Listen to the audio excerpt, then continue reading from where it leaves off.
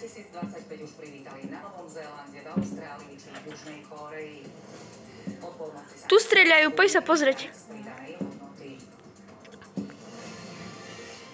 Do príchodu nového roka zostáva menej ako 5 hodín. V niektorých mestách ho privítajú s ohňostrojom, v iných bez neho. Hudba však bude znieť takmer všade. Naši redaktori sledujú dianie naprieč Slovenskom. V Košiciach je Miriam Falková, v Banskej Bystrici Martina Jančiarová, v Bratislave Silvester Roštár. A začneme práve v hlavnom meste. Silvester, ako oslavuje Silvestruje Bratislava?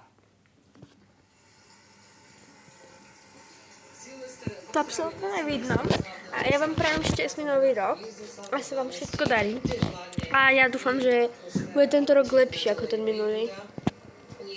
Pretože nám zomrelo strašne veľa zvierat. Ako papagáji nám teraz zomrel nový, takže...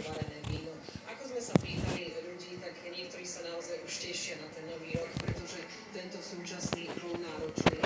Niektorí mali... To je fakt pravda, že bol náročný. Tento rok iní zase vzťahovo, ľúbosne, ale iní nám zase povedali aj, že mali radosť, svadbu v rodine, alebo sa stali starými rodičmi, narodilo sa im dieťa. A tiež sa však zhodli, že teda sú vďační za tento rok. No a poďme k tým oslavám.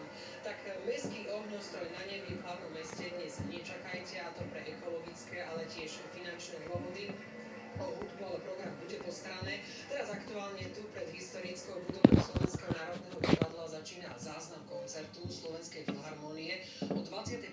hodine by mala vystúpiť kapela Funky. Stav by bola ľudí naladiť na tú správu. Takže tí, čo majú zvieratá alebo nejaké poľnohospodárske zviera, tak vedia, že tie zvieratá to nie je pre nich úplne sranda, takže to moc nepodporujú. A my sme vtedy kupovali, keď som bola malá, ale už to nekupujeme. Niekde zvieratá v tej tme. Tačkovia maličké. Posilnená je aj bezpečnosť v Bratislave. Policajti hliadkujú. Tak to je od nás všetko a ja prajem na celé Slovensko pekného, príjemného Silvestra. Všetci strieľajú, len to moc nevidno, ešte aj na cintoríne. Na Slovensku sa viaceré mestá rozhodli oslaviť príchod nového roka bez ohňostrojov a stavili na hudobnú zábavu alebo svetelné alternatívy. To je lepšie. Som tu dneska baterku radšej svietila. To znamená, to už povie redaktorka Martina Jančiarová.